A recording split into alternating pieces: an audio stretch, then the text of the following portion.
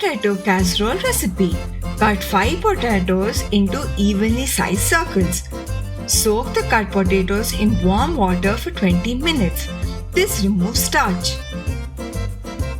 Dry the potatoes. This helps in baking them evenly. Preheat oven to 200 degrees centigrade for 20 minutes. Butter a baking pan or casserole.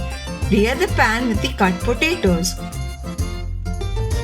Add white béchamel sauce. Check the description box for link. Spread it evenly. Add fresh basil leaves. Add freshly grated cheddar cheese.